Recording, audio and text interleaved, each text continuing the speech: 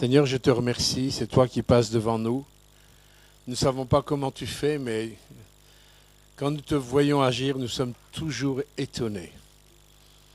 Étonnés, parce que tu es celui qui nous surprend. Seigneur, et tu veux nous surprendre toujours pour que nous allions plus loin avec toi. Seigneur, que ce que tu dois dire ce matin soit dit. Merci, Seigneur, déjà d'avoir tracé le chemin, Seigneur, à travers cette parole qui a été donnée. Parce que c'est vrai que nous sommes dans des temps où tu veux, Seigneur, presser ton Église. Seigneur, donne-moi ta sagesse et que les paroles qui sortent de ma bouche soient tes paroles. Au nom de Jésus, Amen. Le thème de mon message, c'est l'épreuve de la foi. L'épreuve de la foi, on n'aime pas déjà le mot épreuve, on n'aime pas trop. Quand je parle de l'épreuve, souvent je vois, je ne sais pas si vous avez déjà vu, les ouvriers qui éprouvent les jouets pour donner la norme européenne, le CE. Hein? Alors, les pauvres jouets, ils en voient de toutes les couleurs. Ils sont éprouvés, on tire les oreilles des nounours, on les passe au chalumeau, on tire le nez. Enfin, je ne sais pas si vous avez déjà vu ça, mais j'ai dit les pauvres. Et souvent, quand on parle de l'épreuve, un petit peu, on a des images comme ça, on a l'impression qu'on va torturer, écarteler, tout ça pour être vraiment éprouvé. Mais il faut prendre vraiment au sérieux ce que Dieu dit, parce que la parole de Dieu en parle. Hein, souvent, on a présenté l'évangile, un petit peu un évangile à l'eau de rose. Venez à Jésus et tout va bien. Ben, j'ai envie de dire que quand on commence à venir à Jésus, c'est là qu'on rentre dans un champ de mine. C'est là que tout ce que l'ennemi a mis en place dans nos vies antérieures, hein, va commencer à sauter, à venir à la lumière. Et parfois, c'est un peu déboussolant. C'est un peu déboussolant. Par contre, nous savons que l'Éternel nous a donné une promesse, c'est qu'il est avec nous tous les jours jusqu'à la fin du monde. Ça, cette promesse, et c'est pour ça que j'ai voulu, avant de laisser la place à Arnaud ce matin, je dis, est-ce que vous réalisez que Jésus est là? Est-ce que nous réalisons la présence du Seigneur? Et je n'ai pas besoin de la réaliser sur la base de mes sens. Je la réalise sur la base de ma foi. Et ma foi qui repose sur la parole, qui n'a rien à voir avec mes sens. Voilà, je rectifie. Alors, il y a un verset pour introduire mon message qui me marque depuis des années. Ce verset-là, c'est dans Ésaïe 13,4. Il est dit, quand on entend une rumeur sur les montagnes, comme celle d'un peuple nombreux, on entend un tumulte de royaumes, de nations rassemblées. L'Éternel des armées passe en revue l'armée qui va combattre. L'Éternel passe en revue l'armée qui va combattre. Et c'est important de comprendre que l'Église est comme une armée. D'ailleurs, quand Jésus a appelé la première fois qu'il a utilisé le mot « ecclésia », il faisait aussi, il y avait un rapport avec les armées au temps des Romains, où pour conquérir une ville, on rassemblait l'armée, et on lâchait toutes choses et on allait à la conquête d'une ville pour renverser les portes. Et quand Jésus parle de l'ecclésia, de l'Église, il fait allusion à ça, sauf qu'il dit c'est mon ecclésia. Alors nous, on n'est pas là pour se lever, pour abattre les portes des villes sur le plan terrestre, mais il se dresse une armée, c'est l'armée de l'Éternel, où l'Éternel est le roi des rois, il est le Seigneur tout-puissant, il est celui qui a pris nos vies dans ses mains, il a dit que nos vies sont dans ses mains et que nul ne peut nous ravir. Hein. Il nous a promis sa fidélité, il nous a promis sa présence, il nous a promis qu'il veillait sur nous. Et parfois, nous avons du mal à garder nos yeux sur lui parce que nous sommes de la terre et nous regardons trop souvent, malheureusement, d'une façon horizontale au lieu de regarder d'une façon verticale. Mais nous sommes dans un temps où le temps des nations est là. Il y a un jugement qui descend sur les nations. On voit les nations qui sont tumultueuses partout. Tout est désorganisé, tout est bousculé, tout est remué. Même l'Église de Jésus-Christ, elle a du mal un peu à gérer tout ce qui se passe en ce moment. L'année dernière, en 2020, si on nous avait dit au début de janvier 2020, il y a 2 ans en arrière, qu'il y aurait des églises fermées pendant 2 mois, on n'y aurait même pas cru. On n'aurait même pas imaginé que c'était possible. Et pourtant, fin mars, vous l'avez vécu comme nous, fin mars 2020, il y a eu les églises qui ont été fermées pendant 2 mois. Et après l'ouverture de ces églises, même rien n'a plus été pareil. Et on pense que les choses vont aller mieux dans les temps qui vont venir, mais je pense qu'on se fait des grandes illusions parce que nous sommes dans un temps qui est spécial. Nous sommes dans un temps qui est spécial. Un temps de préparation, un temps où nous savons que le Maître revient. Et il va y avoir, dans ces temps qui viennent, il va y avoir un tri qui va être fait au sein du peuple de Dieu. Vous savez, dans la Bible, il nous est dit que dans l'Église, il y a le bon grain et il y a aussi l'ivraie. Il nous est dit il y a les brebis, mais il y a aussi les boucs. Et à un moment donné, le Seigneur va faire un tri, et ce tri va se faire de plus en plus. Plus le rapprochement du royaume de Dieu, la venue du Seigneur arrive, plus il va y avoir une démarcation entre ceux qui vivent leur foi sur la base de leurs émotions, de la religion, de la tradition, des habitudes émotionnelles ou autres, et ceux qui se remettent en question et qui invitent la puissance du Saint-Esprit pour toujours grandir et grandir et grandir, pour être un outil utile entre les mains de Dieu. Dieu passe en revue l'armée qui doit combattre. Et nous allons maintenant aller dans la première épître de Pierre, au chapitre 1, au verset 3. Écoutez bien ce texte. Béni soit le Dieu de notre Père Jésus-Christ, qui selon sa grande miséricorde, écoutez bien ces mots qui sont dits, parce que c'est d'une importance capitale. Je vais lire doucement. Selon sa grande miséricorde, il nous a régénérés. Régénérer, c'est redonner la vie. Il nous a régénérés. Pourquoi il nous a régénérés? Pour une espérance qui est vivante. Par la puissance de résurrection de Jésus-Christ d'entre les morts. Par la résurrection de Jésus-Christ d'entre les morts. Ce n'est pas rien, ça. Il est le seul qui est ressuscité comme il est ressuscité. Il n'est pas ressuscité comme lui, il avait ressuscité Lazare. Vous savez, quand Jésus avait ressuscité Lazare qui était mort pendant 4 jours, il est ressuscité. Mais Lazare, il a fallu qu'il remeure. D'accord? Il a fallu qu'il remeure. Sauf que Jésus, lui, ce n'est pas simplement une action de résurrection comme Lazare, c'est que Jésus, il a vaincu la puissance même de la mort.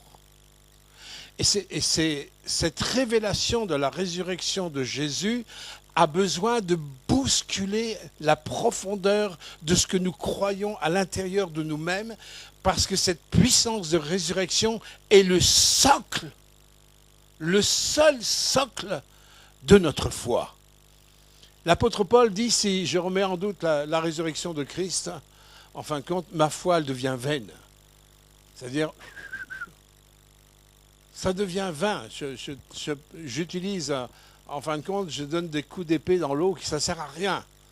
Ma foi, elle est vienne si je remets, j'ébranle un tant soit peu la puissance de la résurrection de Jésus.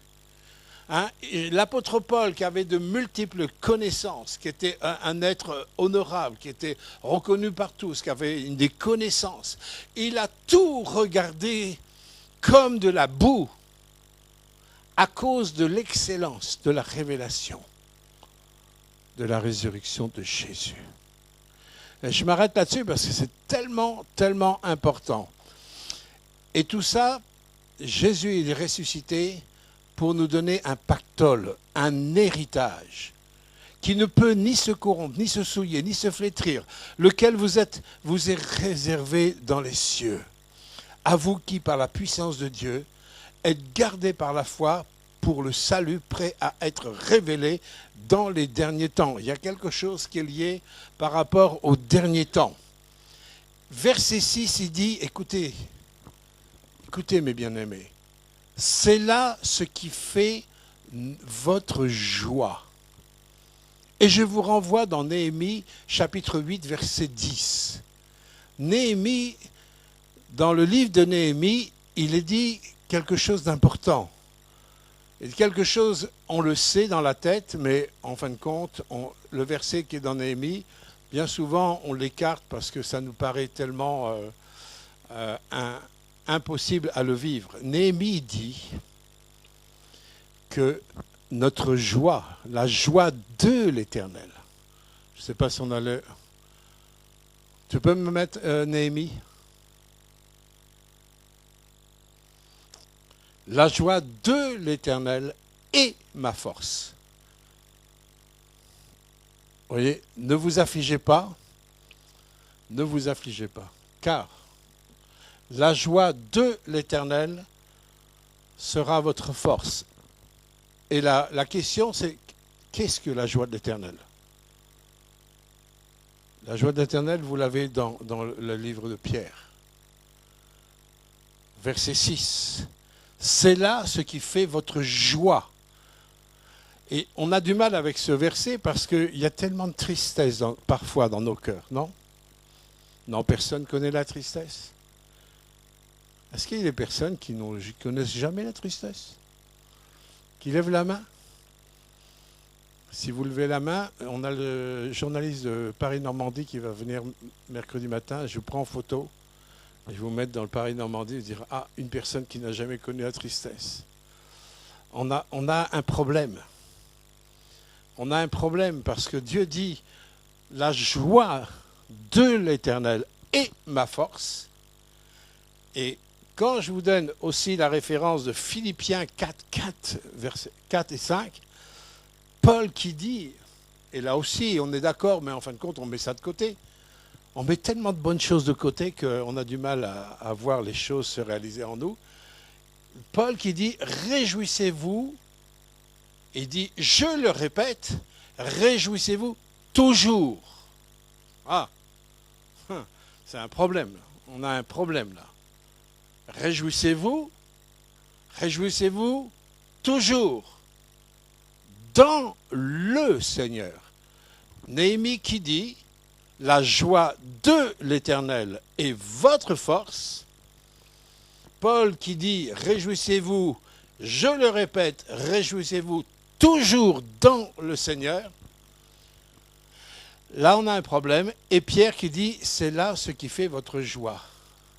Donc quand Néhémie parle de la joie de l'Éternel, quand l'apôtre Paul parle aussi de se réjouir dans le Seigneur, ça ne veut pas dire qu'on n'a pas de tristesse sur le plan émotionnel. Ça ne veut pas dire qu'on n'a pas des choses à gérer qui nous ont attristés, qui nous ont frustrés, qui nous ont blessés, qui nous ont parfois carrément mis de côté. Ça ne veut pas dire qu'il n'y a pas ça. Oui, il y a ça. Et Dieu, il sait très bien qu'il y a des fois des pactoles de douleur, de souffrance. Il y a tout ça. Mais c'est parce qu'il y a tout ça que Dieu, lui, va nous donner les moyens de triompher de tout ce qui est au fond de nos cœurs. Et c'est important qu'on s'arrête là-dessus avant d'aller un peu plus loin au niveau de la pression que Dieu veut mettre dans notre vie. C'est important que nous puissions nous arrêter et de nous repentir aussi de ce que nous comparons. Quand on lit les textes au niveau de la joie de l'Éternel, on compare un petit peu la joie, un petit peu comme les gens du monde, là. Hein, on s'éclate, on est joyeux, on fait la fête, on est heureux, et tout d'un coup, ça redescend comme un soufflé au fromage que vous sortez du four. C'est pas vrai? En général, ça ne dure pas longtemps. Pourquoi? Parce que très vite, la tristesse revient, les problèmes reviennent. Je suis sûr qu'il y a beaucoup de gens qui ont fait la fête au moment de jour de l'an, tout ça. Ils se sont bien amusés, sont bien éclatés, mais quand ils se sont retrouvés tout seuls, la rousse dégonfle, il n'y a plus d'énergie, il n'y a plus de force. Comment l'armée de l'Éternel peut marcher sur des bases comme ça? C'est pas possible de marcher sur une joie qui est une contrefaçon de la joie. Et c'est pour ça que l'apôtre Pierre, inspiré par le Saint-Esprit, il va nous axer sur la naissance même de la joie, sur le socle de notre joie, la joie qui est donnée au peuple de Dieu, la joie qui est donnée à l'Église de Jésus-Christ. Et le socle de notre joie, c'est la puissance de régénération avec cette espérance vivante, avec au centre la résurrection de Christ, et que nous sommes en possession d'un héritage, et tout va se manifester glorieusement à la fin. Et dit, c'est là ce qui fait votre joie. La question que je vous pose, qu'est-ce qui fait ta joie? Ce qui fait ta joie, c'est que tout le monde te comprenne, tout le monde t'applaudisse, tout le monde te reconnaisse, tout le monde parle comme toi, dit comme toi, va dans ton sens. C'est ça qui fait ta joie? Eh bien, bonjour la tristesse, parce que ça n'existe pas. Ça n'existe pas. C'est de l'illusion totale. Ce qui fait ma joie, c'est qu'aujourd'hui, j'appartiens à un corps. Et j'appartiens à un corps qui est l'Église. Ce qui fait ma joie, c'est que la régénération a ouvert mes yeux et mon cœur sur la réalité que j'ai un Sauveur qui est vraiment ressuscité. Ce qui fait ma joie, c'est que dans tout moment, en tout lieu, en toutes circonstances, Jésus est là présent. Je pourrais vous donner de multiples témoignages que j'ai vécus en Afrique, dans des détails de vie quotidienne, où j'ai tellement eu besoin du secours de Dieu, où la présence du Seigneur a toujours été là. Même quand j'ai failli mourir, quand j'ai cru que j'allais mourir en Afrique. Vous savez, quand vous croyez que vous allez mourir, où j'étais prêt à faire un mot pour dire au revoir à Mireille et demander à Sadio qui m'enterre dans le terrain de la mission, il n'y a pas de sujet de réjouissance là. Pourtant, quand tu regardes où il faut, même dans les moments les plus noirs, les plus difficiles, quand tu lèves tes yeux dans la bonne direction, c'est ce que j'ai fait quand j'ai cru mourir en Afrique il y a quelques années en arrière. Vous connaissez J'ai levé, j'étais vraiment très, très, très mal. Et je dis, Seigneur, je te fais confiance. Tu es souverain. Je place ma confiance en toi. Et c'est à ce moment-là que le Saint-Esprit est descendu et m'a parlé. C'était le vendredi, je me souviens. Et il m'a dit, je te relèverai avant ton départ. Je devais revenir en France le dimanche soir. Je te relève. Vous savez, même dans les moments tumultueux, dans les moments les plus difficiles, même quand vous vous sentez à l'article de la mort, c'est pas simple. Non? Et que tout d'un coup, la douce voix de Dieu vous parle. Ça, c'est une joie inexprimable. De savoir que même dans le plus bas du plus bas du plus bas, il est là parce qu'il est ressuscité. Et arrêtons-nous un petit peu. Dire, c'est là ce qui fait C'est la naissance, c'est le développement, c'est la racine, c'est le socle de ma joie. Et la question, c'est qu'est-ce qui fait votre joie?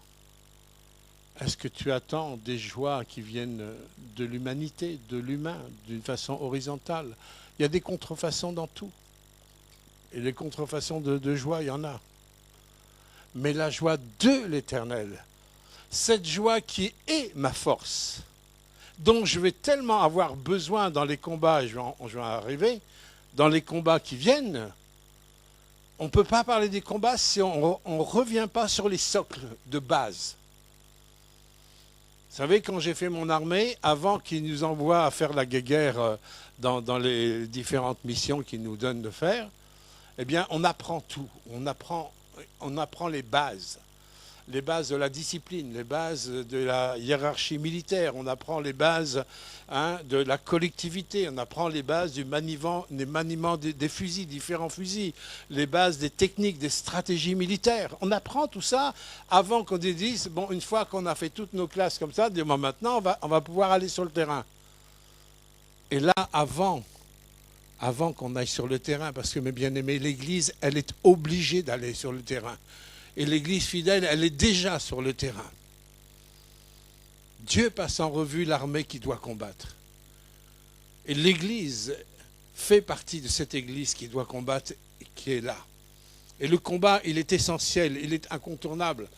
Mais j'appuie sur la nécessité du socle de la joie, parce que c'est cette force, cette joie de l'Éternel qui va faire la différence lorsqu'il va y avoir toutes sortes de pressions qui vont arriver.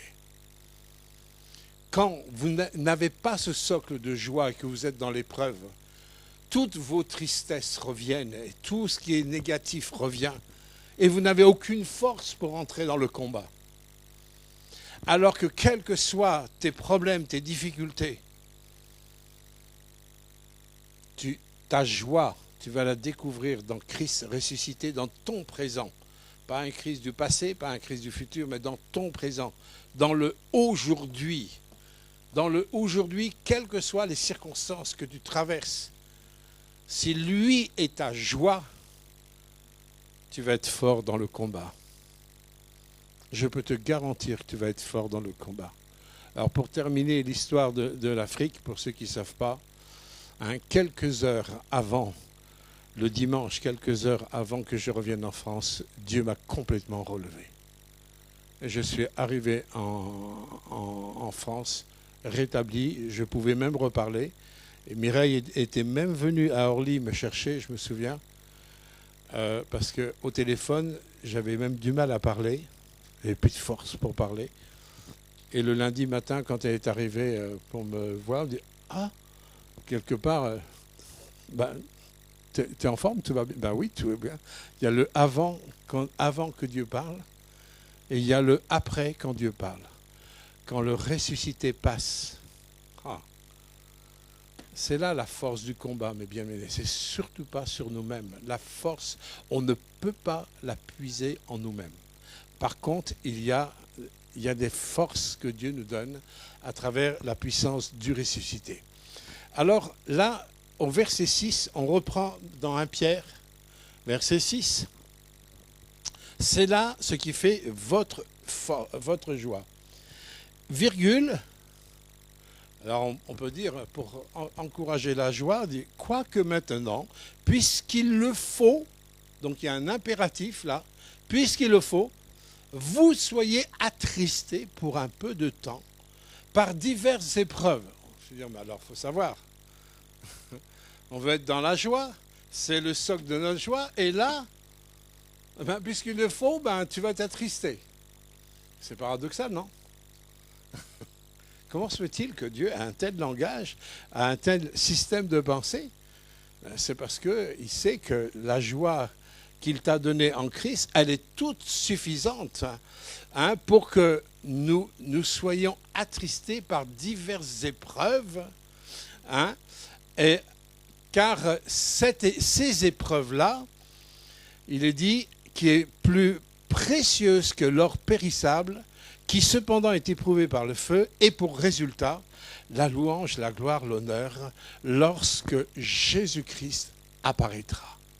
Lorsque Jésus-Christ va apparaître, l'Église qui va être capable de manifester une louange de l'Esprit va manifester la gloire de Dieu. C'est l'Église qui va être purifiée, qui va accepter les différentes pressions qu'elle va vivre pour pouvoir triompher des différents combats. Alors, je vais vous faire voir, enfin c'est Jean-Michel qui va me faire voir, une première image. Tu peux me donner la première image, s'il te plaît, pour vous visualiser. Vous avez tous vu comment on débouche une bouteille de champagne, d'accord? Dans cette bouteille de champagne, à l'intérieur, en dessous du bouchon, c'est rempli de pression. Parce qu'il y a eu la fermentation, il y a toutes les bulles, il y a tous les gaz qui sont là. Et en fin de compte, il y a un bouchon qui est mastoc. Et pour pas que le bouchon il saute, il y a un fil de fer. La Bible nous dit que Dieu a mis en nous un héritage. Nous avons un héritage. Nous avons Christ en nous. Nous avons Christ ressuscité en nous. Paul qui dit, si j'ai été crucifié avec Christ, ce n'est plus moi qui vis, c'est Christ qui vit en moi. En moi, Christ vit en moi. Et ce même apôtre Paul dit que l'amour des âmes, l'amour de Dieu et l'amour des âmes nous presse. Elle nous presse. L'amour que Dieu a mis en nous, l'héritage qu'il a mis en nous, va nous presser face aux différentes difficultés qui vont arriver, où il va falloir avoir des choix de plus en plus. Il va falloir vraiment prendre des positions très claires, très carrées, des positions avec le Saint-Esprit. Mais pour pouvoir faire sortir le bouchon de la campagne, le bouchon de champagne, il y a obligatoirement quelque chose à faire. Et vous le voyez à travers cette photo, il faut enlever ce qui retient la pression. Alors je ne sais pas ce qui retient la pression chez toi. Peut-être la timidité retient la pression. Peut-être les souffrances de ta vie retiennent la pression. Peut-être le manque de connaissances, d'enseignement retiennent la pression. Mais une chose qui est certaine, tant que l'Église ne va pas manifester à l'extérieur ce qu'elle a à l'intérieur, c'est qu'il y a un décalage par rapport à ce que Dieu veut vraiment au sein de l'Église, parce que l'Église doit manifester la gloire de Dieu partout où l'Église se trouve. Que ce soit à ton travail, que ce soit dans la famille, que ce soit dans la société, que ce soit avec ton voisinage, quel que soit où tu te trouves, Christ se trouve où tu es. Allô? Christ se trouve où tu es. Et là où tu es confronté à toutes sortes d'oppositions ou de réceptions de la puissance de Dieu. Mais si tu ne lâches pas la pression, eh bien on ne verra. Si tu ne lâches pas la pression, tu ne pourras jamais boire le verre de champagne. Vous avez déjà bu, vous, une coupe de champagne avec un bouchon fermé? C'est impossible. Comme c'est impossible que la gloire de Dieu soit manifestée quand la vie des chrétiens est fermée par nos entendements, par notre raison, par nos incrédulités, par nos désobéissances, etc. etc. Vous pouvez mettre des tas de choses à la place du bouchon de champagne. À un moment donné, et d'ailleurs Dieu nous a invités à le faire encore ce matin, qui veut mettre la pression. Mais à un moment donné, la pression, elle est là. Mais est-ce que je vais collaborer pour libérer cette pression? Où est notre collaboration? Et c'est très important parce que la foi des chrétiens va se manifester justement quand l'Église va être sous pression. C'est quand on est sous pression qu'on va voir ceux qui vont aller jusqu'au bout avec le Saint-Esprit et ceux qui ne vont pas aller jusqu'au bout. Regardez dans l'Église persécutée, pourquoi tout au long des siècles, depuis 20 siècles où il y a eu de l'Église persécutée, on constate dans l'histoire que l'Église persécutée a toujours été forte. La gloire de Dieu se manifestait. Je me souviens, pendant les temps de réforme, dans les historiens de l'époque ont écrit des enfants dans le berceau qui ne parlaient pas encore. Dieu a ouvert la bouche et il utilisait l'onction prophétique qui passait à travers des bébés. C'est dans l'histoire, ça. Vous ne saviez pas ça? C'était les grands prophètes, hein? Les enfants à la mamelle, qui ne savaient même pas parler. Ça, c'est dans l'histoire protestante. C'est en France. Dieu utilisait même les bébés parce qu'il y avait la gloire de Dieu au sein de l'Église. Dieu a utilisé, il a manifesté sa puissance. Parce que des hommes et des femmes ont choisi, ont accepté parfois les coups, les menaces. Ils étaient obligés de se cacher ou autre. Même pour posséder une Bible, il y a des femmes qui cachaient leur Bible dans leur chignon. Allez voir le musée des Cévennes, le musée du désert dans les Cévennes, vous verrez. Il y a eu des temps difficiles pour les chrétiens, et c'est toujours difficile quand on veut être fidèle. Quand on veut être fidèle à la parole de Dieu, à l'Esprit de Dieu, c'est toujours difficile parce que nous sommes dans un monde qui a eu un impact satanique dans tous les domaines. Ça a été difficile pour Jésus, comme il a exprimé Jérémie tout à l'heure, lorsque sur la croix, les hommes l'ont crucifié, mais c'était sous le contrôle du Père. Et quand Jésus était à l'extrême, où il vivait cet abandon pour que nous ne soyons jamais abandonnés, où la nuit est arrivée, mais qu'est-ce qui s'est passé à ce moment-là? Quand il a remis son esprit entre ses mains, le soleil ne donnait plus son éclat. Il y a eu des tremblements de terre, la Bible nous dit. Les rochers se sont fendus. Des morts ont ressuscité. On n'en parle pas beaucoup de ça, mais c'est dans l'Évangile. La puissance de Dieu se manifeste, mes bien-aimés. Il faut lâcher la pression. Et ce qui va sortir de cette pression, c'est l'héritage que nous avons reçu en Christ, c'est-à-dire la puissance de résurrection de Jésus. Le fait d'aller et d'accepter que Dieu fasse pression en nous à travers les diverses épreuves, c'est absolument important. Il y aura des choix importants à faire dans le futur, mais j'aimerais parler pour le présent. Pour que vous soyez vainqueurs dans le futur, il faut que nous puissions apprendre à être vainqueurs dans le présent. Vous savez, pour qu'un enfant puisse un jour courir et marcher et courir avec stabilité, il faut déjà qu'il commence à apprendre à faire ses premiers pas. Il faut qu'il apprenne à avoir une stabilité. Il faut qu'il apprenne à avoir une fermeté, une bonne assise, avant qu'il marche et qu'il court. Vous voyez, on ne peut pas griller des étapes. Et sur le plan spirituel, Dieu va mettre différentes pressions dans nos vies, déjà sur les choses basiques, dans le quotidien, par rapport à tout ce qui t'agace, tout ce qui t'énerve, partout où tu n'es pas libre, est-ce que tu vas sortir vainqueur de tout ça? Est-ce que tu subis tout ça comme une fatalité? Pour l'Église de Jésus-Christ, il n'y a pas de fatalité. D'ailleurs, je crois que c'est Bernadette, à travers la parole de Bernadette, que rien n'est pour rien. Il y a eu une parole comme ça. Rien n'est pour rien. Pour Dieu, il a un but pour chaque chose. Là, même la Bible nous enseigne que Dieu a un but pour chaque chose. Même les dérapages des uns et des autres, les personnes qui sont autour de moi avec leur caractère et tout ça, ça a un but. Alors soit je balance ce qui me gêne, j'essaye de le combattre et du coup je ne vais pas être vainqueur, soit je vais fonctionner avec le ressuscité. Et moi, je suis content, je suis heureux qu'à chaque fois j'ai fonctionné avec le ressuscité.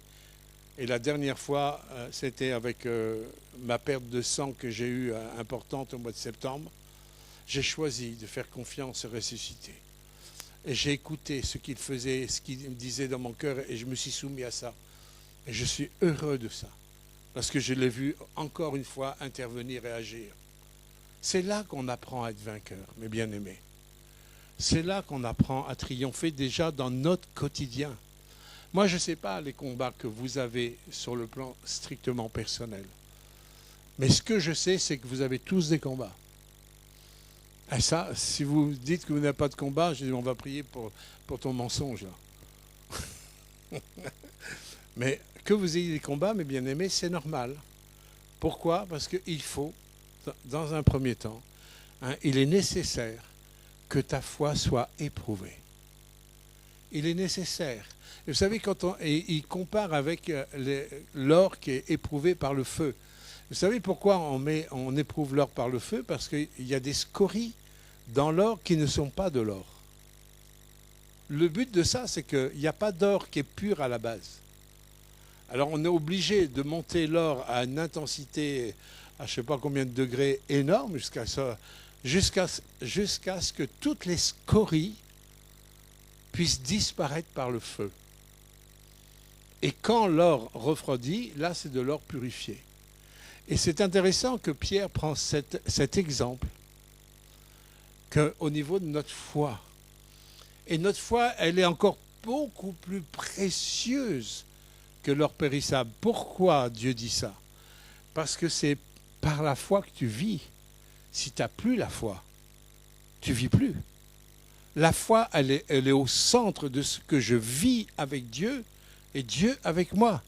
Le juste vivra par sa foi. Tu ne vis pas par la foi du voisin. Tu vis par ta foi à toi. Et c'est pour ça que ta foi, elle a besoin d'être éprouvée. Parce que l'ennemi, à quoi il va se déchaîner au sein de l'Église? Il va se déchaîner à la foi des croyants. Et c'est pour ça que Jésus dit quand je paraîtrai, verrai-je encore la foi sur cette terre. Et il va y avoir un combat dans les temps qui viennent. Je ne sais pas sous quelle forme, comment, mais ça c'est secondaire, c'est pas important. Ce qui est important, c'est qu'on sache qu'il y a un chemin tout tracé. On l'a chanté au début et ça a été relevé même à travers les chants. Il y a un chemin tracé. Le chemin tracé, c'est que Dieu il vous donne un socle de joie qui repose sur la puissance de résurrection, qui repose sur l'héritage qui découle de cette résurrection de Christ. Et c'est ça, est-ce que mon socle il est stable et il est clair? Parce que c'est ça qui va donner la force au sein du combat. Et vous savez, pourquoi Dieu fait ça? Et cette pression qui doit venir, pourquoi? Parce que nous sommes, en tant qu'Église fidèle, nous sommes appelés à régner avec Jésus-Christ. Et c'est comme une école d'apprentissage. L'Église, elle est comme en apprentissage pour un jour, ceux qui ont été vainqueurs puissent régner avec Jésus-Christ. Je vais vous lire quelques textes de l'Apocalypse, où il nous parle des conséquences du fait de vaincre. Apocalypse 2,7, que celui qui a des oreilles entende ce que l'Esprit dit aux églises, à celui qui vaincra, je donnerai à manger de l'arbre de la vie qui est dans le paradis de Dieu. Apocalypse 2,11, que celui qui a des oreilles entende ce que l'Esprit dit aux églises. Celui qui vaincra n'aura pas à souffrir la deuxième mort. Et c'est lié à tout le jugement au niveau des êtres humains. Apocalypse 2,26, à celui qui vaincra et qui gardera jusqu'à la fin mes œuvres, je donnerai autorité sur les nations. Vous voyez, il y a la notion de régner et de régner sur les nations. Apocalypse 3,12, celui qui vaincra, je ferai de lui une colonne dans le temple de mon Dieu, et il n'en sortira plus. J'écrirai sur lui le nom de mon Dieu et le nom de la ville de mon Dieu, de la nouvelle Jérusalem qui descend du ciel, d'auprès de mon Dieu et mon nom nouveau. Apocalypse 3, 21. Celui qui vaincra, je le ferai asseoir. Écoutez bien, le but. Je le ferai asseoir sur mon trône. Là où Jésus est assis, il va faire trôner son Église, glorifiée, purifiée. L'Église qui aura persévéré, l'Église qui aura peut-être tout donné, même peut-être sa vie.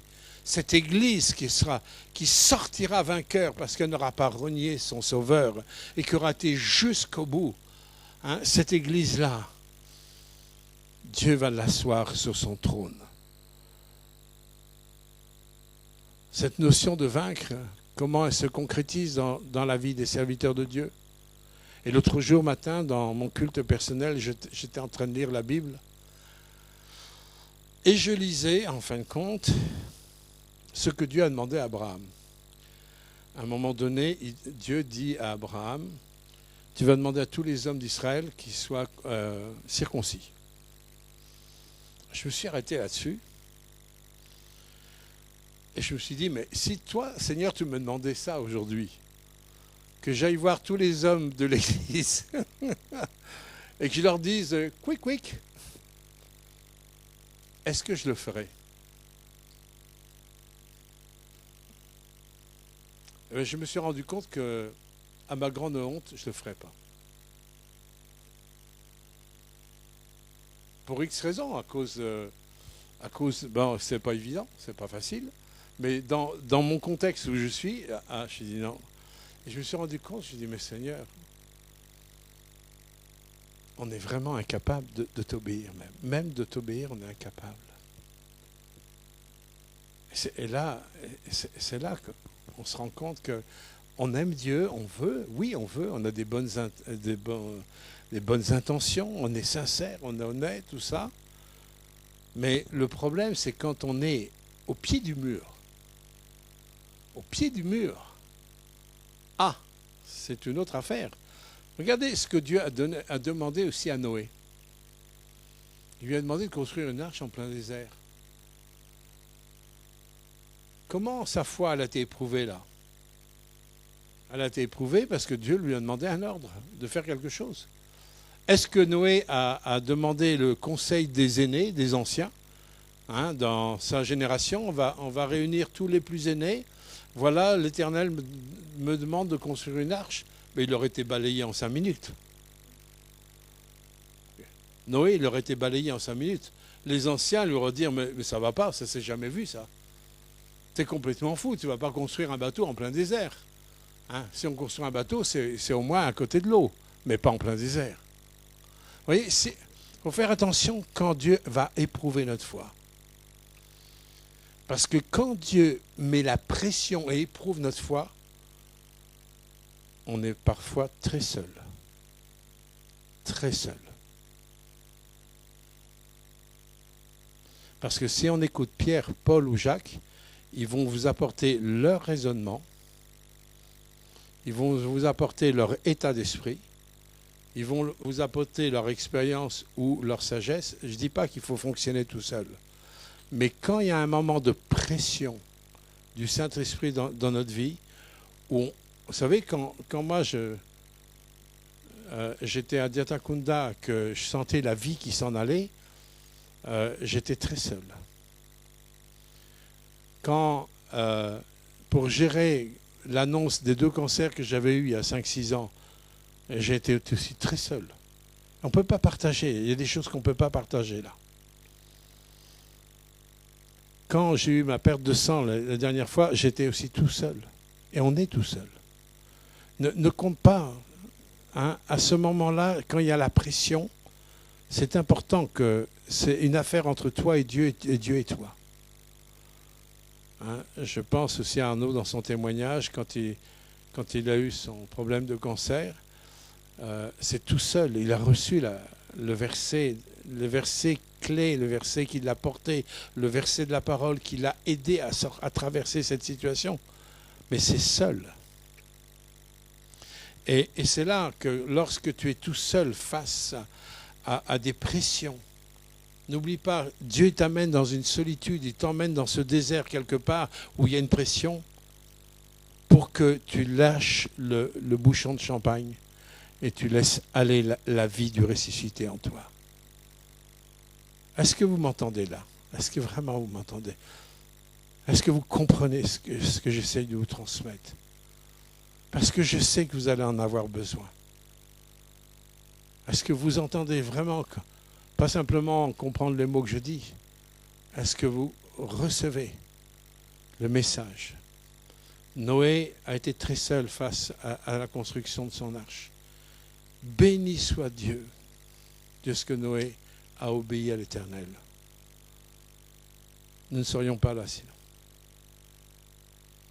Béni soit Dieu de ce que Dieu a demandé aussi des choses folles à Abraham, de quitter sa famille, sa patrie, tout, pour aller dans un endroit où il ne savait pas. Béni soit Dieu de ce que des personnes sous la pression d'une parole de Dieu, d'un commandement de Dieu, il y a une pression, mes bien-aimés. C'est pas facile, parce qu'il y a le combat de la chair, il y a le combat de ce qui se passe dans vos émotions et tout ça, et il y a des fois les paroles des uns et des autres qui arrivent. C'est pas facile.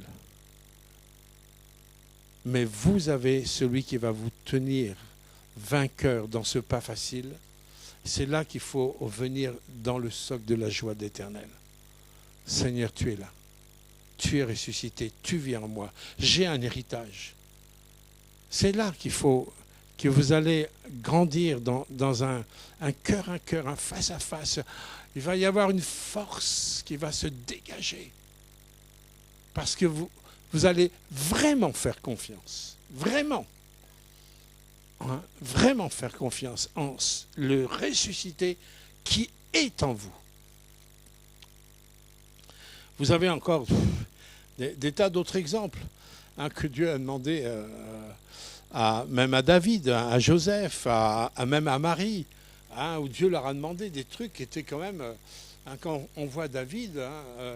il a combattu Goliath, et il avait quoi, 17-18 ans. Une armée entière ne pouvait pas vaincre Goliath, et le gamin de 17-18 ans, lui, il l'a vaincu avec 3 cailloux. On peut dire, waouh, oui, mais il s'est laissé préparer. Précédemment, dans son quotidien, il a eu à combattre l'ours, il a eu à combattre le lion, il a défendu les brebis qu'il gardait. C'était sa préparation, c'était sa formation, vous comprenez ça? Il était formé déjà pour garder le troupeau de son père et pour le protéger, il était déjà formé à combattre, à lutter, à triompher tout en comptant sur l'Éternel. Ce qui lui a donné une assise, une confiance, une foi, une autorité, une onction pour qu'on va combattre Goliath. Allô? Mais bien aimé, c'est le temps où l'Éternel passe en revue ceux qui doivent combattre. Là, toujours dans le texte de Pierre, à un moment donné, il dit « Les prophètes qui ont prophétisé touchant la grâce qui vous était réservée ont fait de ce salut l'objet de leur recherche et de leur investigation. » Tous les prophètes, tous ceux qui ont été utilisés par Dieu pour prophétiser, parler au nom de l'Éternel avec l'onction de Dieu, ont centré leur vie et ont passé du temps à rechercher ce que nous, on est en train de vivre.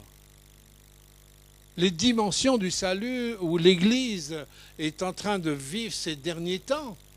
Combien d'hommes de Dieu, de prophètes, ont aspiré, ont passé du temps par rapport à tout ce qu'on doit vivre.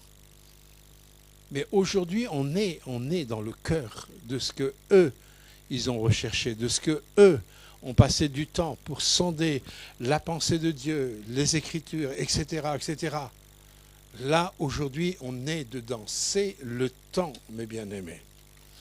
Alors, je terminerai mon message en vous posant 2 questions particulièrement. La première, c'est qu'est-ce qui est important dans vos vies à l'heure actuelle? Qu'est-ce qui est important? Quelle est la chose la plus importante dans ta vie?